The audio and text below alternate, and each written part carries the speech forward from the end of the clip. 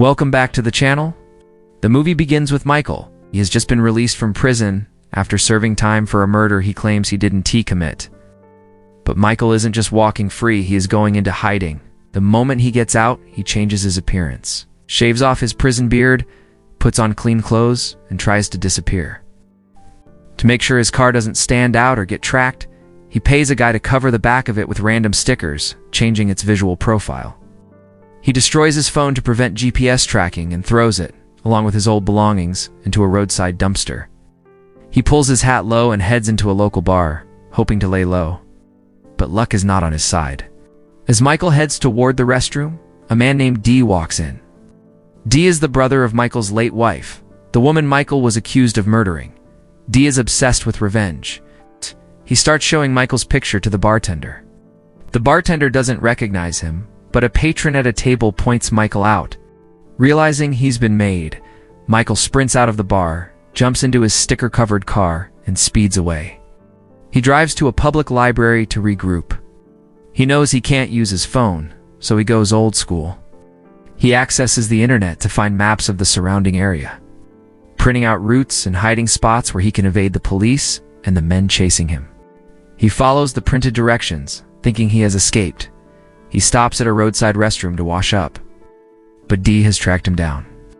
D bursts in, ready to kill Michael to avenge his sister. Michael tries to reason with him. He pleads, explaining that he didn't kill his wife. He is out here trying to find the real killer himself. D doesn't believe any words. The argument turns physical. D attacks, and Michael, forced to defend himself, lands a heavy punch that knocks D back. Michael scrambles to his car and speeds off again, following his map deeper into the isolated roads. Michael doesn't realize that D is still on his tail. He drives into a dense forest area. D has taken a shortcut and is waiting for him. As Michael's car approaches in the pitch black of night, D steps out onto the road, holding a gun, trying to force Michael to stop, but it's too dark. Michael doesn't see D until it's too late. He slams into him. Panic sets in. Michael gets out and checks on D, who is unconscious from the impact. Michael isn't a killer, so he immediately calls 911, but he can't leave D on the road. He lifts the unconscious man and places him in the trunk of his car. Just then, another car pulls up. It's a local pastor. The pastor is friendly, trying to preach a little religion to Michael. Michael is sweating, terrified the pastor will notice the body in the trunk or the damage to the car. He manages to talk his way out of it, and the pastor drives away. Michael changes his mind about 911. He drives straight to the police station to find Officer Schaefer. He wants to turn himself in for the accident and explain the situation. However, Officer Schaefer is skeptical. He looks at Michael's changed appearance, the shaved face, the nervous behavior, and sees a fugitive, not a victim.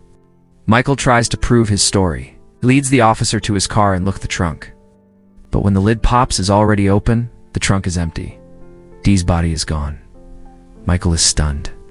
He begins to panic, looking around wildly, muttering that D was just there. Officer Schaefer loses patience. He warns Michael that he is on thin ice and threatens to arrest him if he keeps playing games. Terrified and confused, Michael flees. He assumes D must have woken up and crawled away, or perhaps he is hiding nearby. Michael breaks into a nearby house for shelter. He locks the doors and seals the windows, grabbing a kitchen knife for protection. He searches the house, room by room, checking for D. He finds no one. Exhausted, he pauses to smoke a cigarette to calm his nerves. Suddenly, a shadow moves behind him. It's D. He's alive, and he has a metal pipe. D swings, trying to kill Michael. It's a fight for survival. In the struggle, Michael stabs D with the kitchen knife. This time, D doesn't wake up. He is dead. Michael is horrified. He never wanted to kill anyone, but he knows no one will believe it was self-defense. He cleans up the blood, wraps D's body in a sheet, and puts it back in the trunk. But what Michael doesn't know is that someone else is watching him from the shadows. He calls his Aunt Marlene, telling her he is coming to her place, but warning her not to tell about him. The next morning, Michael drives deep into the woods to a desolate spot and buries D's body. He needs to get rid of the evidence, so he takes his car to a used car dealership and sells it for a cheap price just to dump it. However, the mechanic at the dealership mentions something strange. She hands Michael a small black device he found under the bumper, a GPS tracker. Michael freezes. He realizes he has been followed the entire time. He takes the tracker, throws it in a trash can, and flees on a bicycle. He checks into a cheap motel to hide. The next morning, someone knocks on his motel door. Michael checks, but the hallway is empty. On the door, there is an envelope. Inside is a photo of the man he just killed, D, and a phone number. Trembling, Michael dials the number. The voice on the other end tells him they need to talk and gives him a location. Michael arrives at the meeting spot, an old church, expects a hitman or a cop, but he meets Steve. Steve is a former private investigator. To Michael's surprise, Steve isn't trying to blackmail him. Says he wants to help find the person who really killed Michael's wife. Michael is suspicious. He follows Steve down to the church basement. In the center of the room, there is a body covered by a sheet. Michael freezes, thinking it's D. Steve pulls back the sheet. It's a fake body prop. Steve explains he used photos of this prop to lure Michael out. Steve reveals he has been studying Michael's case. Even though Michael's fingerprints were at the original crime scene, Steve found inconsistencies. He believes Michael was framed. He convinces Michael to trust him. Michael starts to believe him. So Michael, go to see a lawyer, Robert. Michael wants to write a book about his experience to clear his name. The lawyer agrees, but insists the book must be written from his legal perspective to protect them from the enemies hunting Michael. Michael is annoyed but agrees. Later, Steve called Michael that D's car has been found and the GPS tracker is dead. But then things get messy. By the time Michael arrived at Steve's church, he sees the church's door and the basement's door are already open. So Michael rushed back. A man is down there stealing the fake body prop. A fight breaks out. Intruder is strong, but Michael manages to rip off the man's mask. It's Spike, the guy who pointed Michael out at the bar earlier. Spike fights them off, drags the fake body into a car, and speeds away. Michael and Steve realize the truth. Spike thinks the fake body is the real D.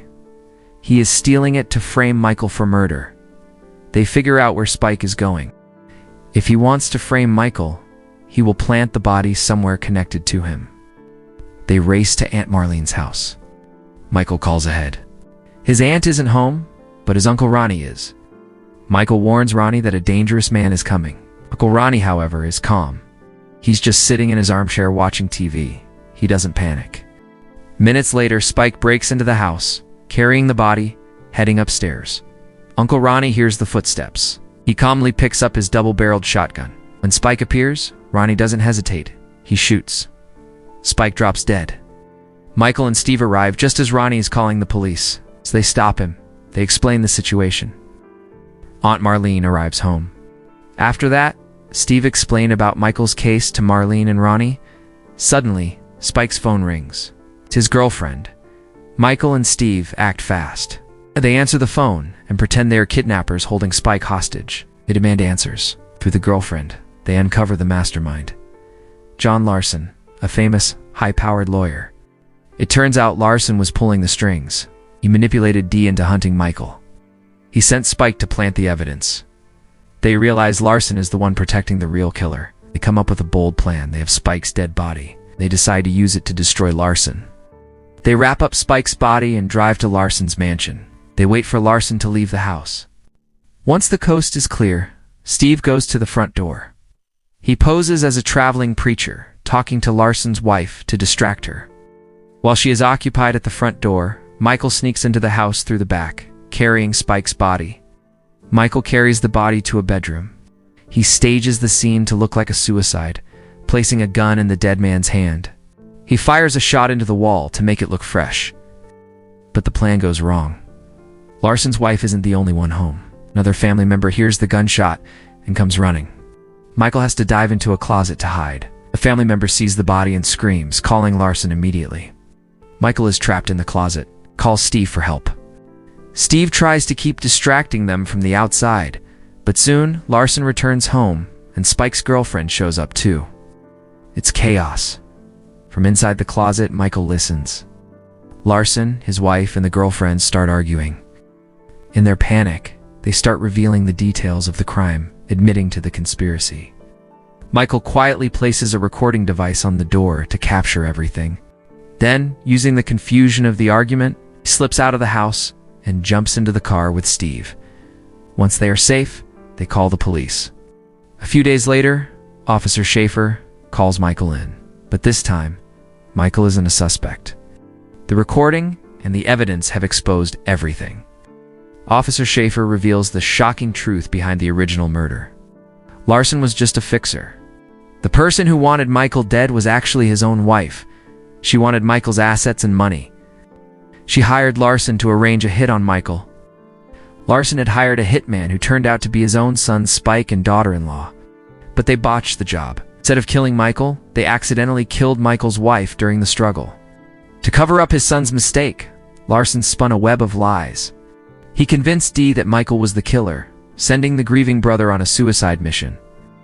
He tried to frame Michael to close the case forever. Now, the truth is out. The hitmen are dead. Michael's name is finally cleared. The movie ends with Michael and Steve sitting together, smoking cigarettes. The tension is gone. They talk casually to men who survived a nightmare as the screen fades to black. If you enjoyed this recap, please hit the like button and subscribe for more. Thanks for watching.